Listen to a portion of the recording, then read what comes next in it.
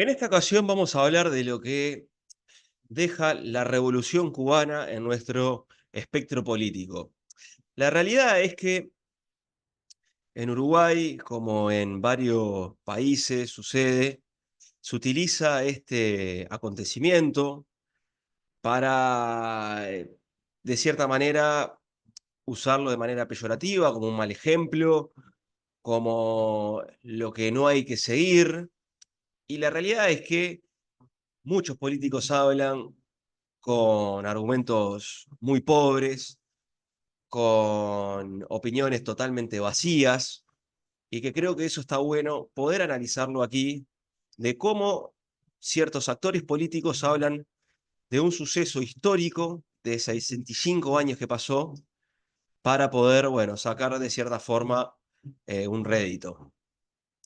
Para contextualizar un poco, la Revolución Cubana se da el 1 de enero del 59, de 1959, en un momento de Guerra Fría. Cuba, a cargo del ejército rebelde, con Fidel Castro a la cabeza, obtiene el triunfo revolucionario mediante las armas, y de ahí en más obtuvo el poder en el gobierno para, bueno, plasmar una idea socialista a cargo de, como decíamos, los hermanos Castro, ni que hablar, Ernesto Che Guevara, Camilo Cienfuegos y demás, que marcaron un camino a seguir. Pasaron 65 años, yo creo que, y no entrar tanto en esto porque no va el video de esto, si podemos hacerlo igual de aquí en más. Pasaron 65 años donde fue un ejemplo para la derecha peyorativo, usarlo como el mal ejemplo, las cosas que no hay que seguir, el ejemplo cubano de, bueno, socialista, comunista, cómo empiezan a hablar diferentes actores. En este caso vamos a eh, hablar de lo que dejó la Revolución Cubana y su nuevo aniversario. Acá sucede todo el tiempo en nuestro espectro político que se usa a Cuba para sacar tajadas, sacar rédito político. ¿Por qué es eso? ¿O ustedes piensan que a García, que a Vergara, que van a ser las dos personas que vamos a hablar en el día de hoy, le interesa a Cuba? No le interesa lo más mínimo. No le interesa, ni le va a interesar, ni tampoco sabe realmente la relevancia que tuvo la Revolución Cubana, que tuvo sus claros oscuros, sí, como todo sistema, como todo política, como toda ideología que lo tiene. Pero no podemos empezar a hablar primero como se habla de dictadura, si es dictadura o no, si hay elecciones o no, si le hace bien o no, porque primero no estamos ahí. Y después, porque hay un trasfondo atrás muy grande, porque podemos enumerar muchas cosas positivas de lo que es el Cuba con la revolución, y otras que se ha quedado por burocracia, por lo que es un atraso temporal, por malas decisiones, ha quedado atrás. Pero no podemos tampoco formar una opinión importante porque no es ni siquiera, no está ni siquiera en nuestro continente, que ya aparte, ya sucede de que nos vamos desde Argentina a otros países y no sabemos bien su forma, porque los sistemas políticos son distintos, porque aparte la democracia, como hay acá una democracia plena, o lo que se quiera acercar a esa democracia plena, no sucede y no puede ser ejemplo a seguir para otros países. Porque es muy difícil aplicar ese tipo de políticas y ese tipo de sistema político en otros países. Y que eso claramente no, no lo toman en cuenta. Entonces, es importante saber eso, es importante que no, no, no en todos los países se puede ejercer una democracia plena, no en todos los países se lleva a eso, porque hay un contexto histórico, porque hay un contexto de acostumbramiento, porque también hay, de cierta medida, políticas que no logran eso. Y aparte, porque también tenemos que entender y sacar a Uruguay de ese pedestal de decir, bueno, es una democracia plena, es un ejemplo a seguir. Yo me tomo un minuto a pensar si es así, si Uruguay es realmente un ejemplo a seguir en ese sentido, de democracia plena, si la democracia plena es un ejemplo a seguir.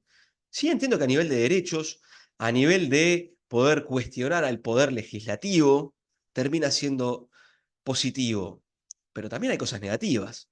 Acá hubo un Sartori que apareció y que después no tuvo ningún lugar en la política. Tuvo más faltas que llegadas a lo que es el Parlamento.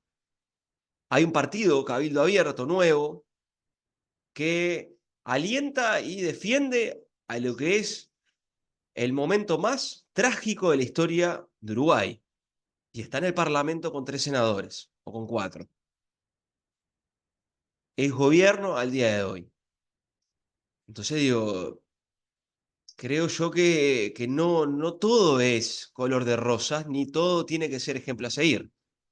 Pero volviendo al tema, salió Vergara, no quiso decir que era una dictadura, no sé, no sabe el concepto o no tiene todavía claro lo que sucede en Cuba, por eso mismo que yo hablaba anteriormente, por esa incapacidad y eh, ese poco saber de lo que pasa realmente en Cuba.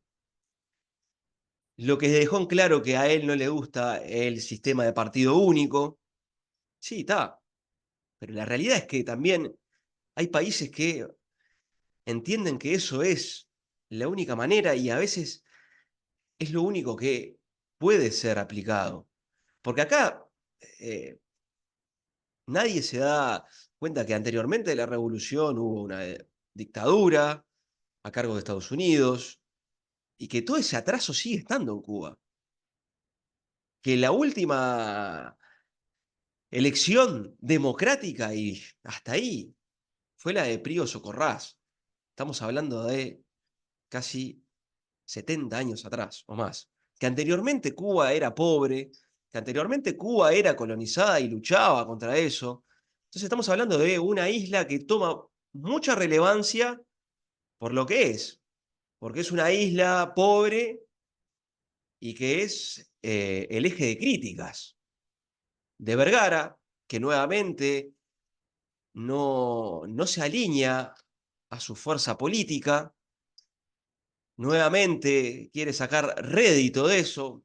Me imagino que para sacar votos a los, a los centros o los moderados. Y después, bueno, salió Javier García a hablar. Bueno, no hay elecciones, es dictadura y lo tenés que decir. La verdad, Javier García, yo no me animaría a decir de manera libre de cuerpo si es una dictadura. En Cuba hay elecciones. Sí, después podemos debatir si sirven o no, si realmente son positivas o no. Hay un sistema democrático que existe, que lo hay, que después puede ser discutible o no. Y aparte después, es un sistema eleccionario muy similar al de China, al cual Uruguay comercializa. Y ahí no hay ejes de crítica, y ahí yo no veo que sea punzante ni un ejemplo peyorativo. Yo ahí no veo absolutamente nada de eso. Ni tampoco veo otros ejemplos, porque si vamos a hablar de política exterior, hablemos. Me parece bárbaro que el espectro político hable de la política exterior, porque bastante pegados ya hemos quedado con Graciela Bianchi hablando de la semejante horror que tuvo en hablar de las elecciones de España. Hablemos, sí, ¿por qué no?